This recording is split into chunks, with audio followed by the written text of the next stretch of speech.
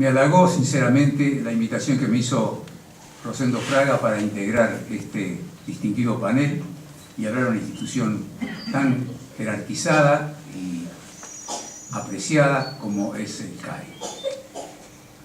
Estamos celebrando 130 años de la ley 1420, que puso en evidencia las características de una genuina política de Estado, que impulsó la educación primaria con una intensidad tan grande, que cuando Roca asumió su primera presidencia, había en la Argentina 85.000 alumnos. Y cuando él terminó sus 6 años de mandato constitucional, la cifra llegaba a 200.000, con no mucha diferencia de habitantes. Comenzó la inmigración, por supuesto, pero no ha sido todavía tan aluvional. Celebramos esto y presenciamos y sufrimos, observando cómo se quiere denigrar a la figura central de esa gesta nacional que fue la ley 1420. Para calificar el momento en que vivimos, recordaré una frase de Voltaire, provista de su característica fina ironía, que dijo, aquí llega nuestro amigo Sebrelli. Hola. Dijo Voltaire: la idiotez es una enfermedad extraordinaria, porque no la sufre, no es el enfermo el que sufre por ella. Notable. Porque en la Argentina se están haciendo cosas que son de una extrema idiotez, y quienes la perpetran a esa idiotez no sufren por ella, sufre el resto del país. Es frecuente decir que Roca, uno de los grandes constructores de nuestra patria, un hombre que ha respetado las instituciones y las ha fortificado, es denigrado en la actualidad y se lo califica con una palabra horrible que es genocida. Y se llega a decir en algunas de las publicidades que por ahí se hacen que mató a 300.000 indios. Según cifras mucho más fidedignas, Juan Manuel de Rosas mató más o menos 3.200 indios en su campaña del desierto. Y Roca mató la mitad de eso.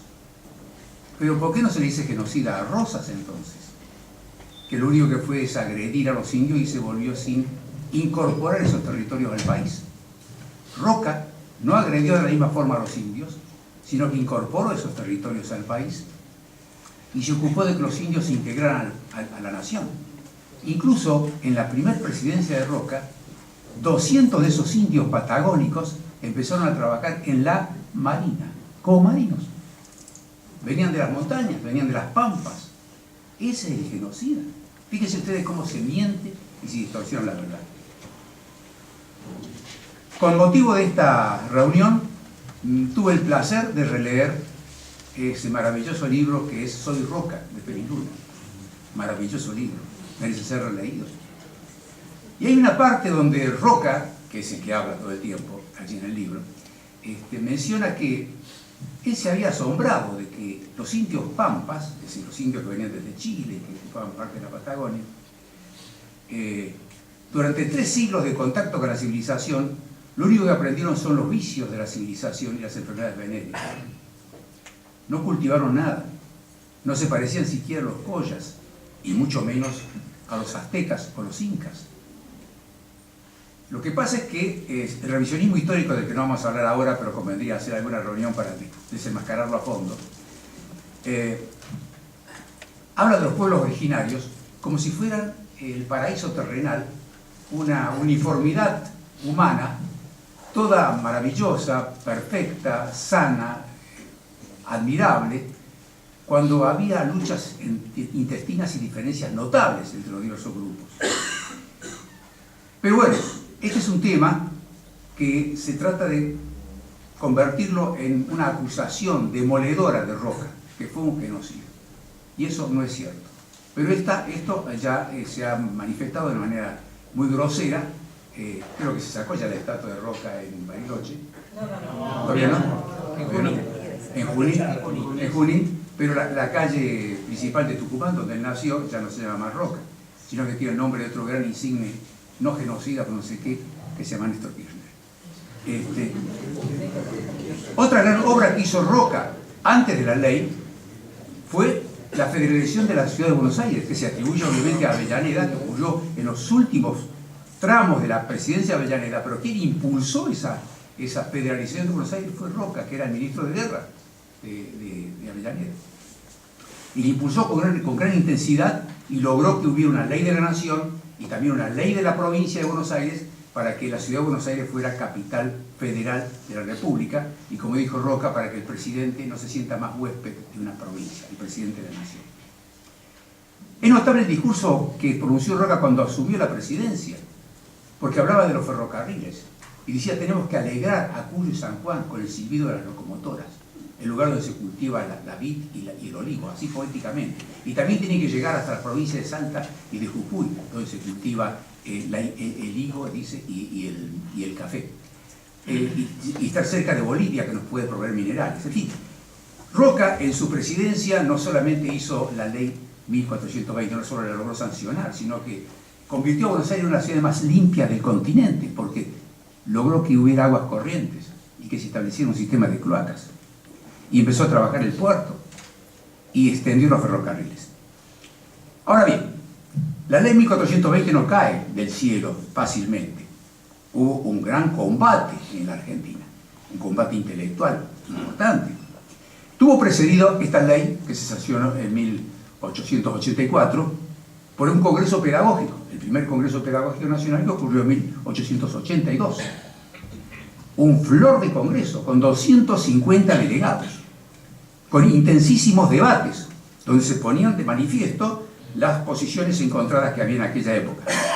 Pero en ese congreso se fueron aproximando ciertos criterios y se llegó a una cierta unanimidad en el tema de que la enseñanza debía ser gratuita, que era posible que hubiera escuelas mixtas, que los padres estuviesen obligados de enviar sus hijos a las escuelas primarias. En 1882, porque ahora se habla de los derechos de ir a la escuela, pero y la obligación de mandar a los hijos a la escuela también hay que tenerla en cuenta. Bueno, en ese momento ya se hablaba de ello. Cuando se iba a sancionar la ley 1420, el combate era tremendo.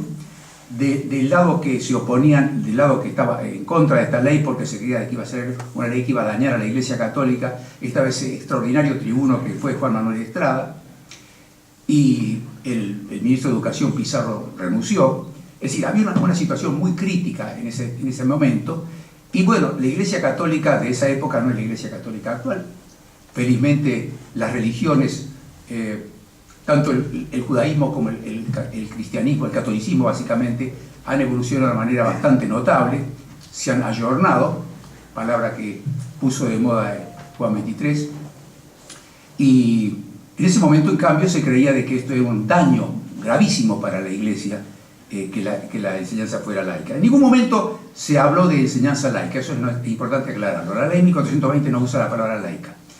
Usa la palabra de que la educación religiosa es optativa, lo cual fue real, optativa, y los padres podían optar por la religión que ellos confesaran en las horas extras de clase. O sea que era muy grande la apertura. Recordemos que el ministro de Educación en aquel momento, que apoyó a Roca de una manera muy eficiente, fue Eduardo Wilde en castellano. Eduardo Wilde, yo lo aprecio mucho porque ha sido médico y escritor. O sea que un inspirador.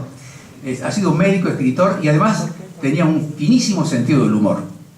Vale la pena leer algunos de sus libros. Por ejemplo, Prometeo y compañía es un libro que nos hace sonreír todo el tiempo, muy bien redactado, con una gran prosa, y que fue ministro de Educación de Roca en esa etapa tan crítica, y luego en la segunda presidencia él fue su embajador más eficiente en toda Europa, en el momento que se estaba trabajando con mucha intensidad y mucha convicción las corrientes inmigratorias que fueron poblando nuestras tierras desérticas. Claro que cuando se tenía que sancionar la ley 1420, el combate era tan tremendo que el llamado internuncio en aquella época, se llamaba internuncio, cuyo nombre es, yo no sé, un poco popular, porque se llamaba Matera de apellido, era Luis Matera. Bueno, él expulsó al nuncio. Lo expulsó porque el nuncio viajó a Córdoba, hacía una especie de trabajo de sabotaje muy abierto y un poco tosco. Sin embargo, fue el mismo Roca, en su segunda presidencia, que restablece las relaciones diplomáticas con el Vaticano, de forma muy respetuosa y correcta.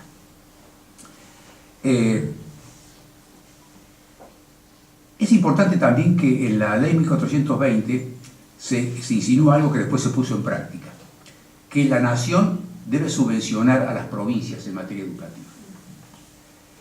Y esto tiene importancia por la siguiente razón, porque de esa forma la nación tenía derecho a enviar inspectores a todas las provincias. Yo, en mi escuela primaria, me acuerdo que venían los inspectores, y los docentes se ponían nerviosos, decían, bueno, viene el inspector, y repasábamos ciertas materias, tenían que estar los alumnos preparados para ese examen, porque el inspector se sentaba atrás, a veces miraba cómo era la clase, a veces hacía preguntas a los estudiantes. Lo cierto es que en ese momento se dio un paso notable hacia el progreso. No nos olvidemos que Roca, cuando asume la presidencia, de alguna forma clausura una etapa que duró muchas décadas de desencuentros argentinos. La Constitución de 1853 no significó que la Argentina entraba en la institucionalidad y que todo marchaba bien. No, significó que se dio un paso importante en el sentido correcto, pero los conflictos continuaron. Pero con Roca prácticamente cierra esa etapa e inaugura a su periodo con las palabras paz y administración. Y efectivamente, la presidencia de él fue de paz y administración. Fue la presidencia más progresista que tuvo el país, pero progresista en serio. Hay una frase muy buena también de Confucio, que dice, cuando las palabras pierden su sentido real, el hombre pierde su libertad. Hoy en día se usa la palabra progresista en un sentido completamente opuesto. A la regresión se le llama progreso aquí en la Argentina. Progresista fue el gobierno de Roca, que logró que haya paz, que haya orden, que haya libertad y que las instituciones funcionaran a pleno. De modo que nosotros tenemos ahí un modelo de cómo debe funcionar un país. Un modelo que hay que estudiar, recordar y, si es posible, replicar. Gracias.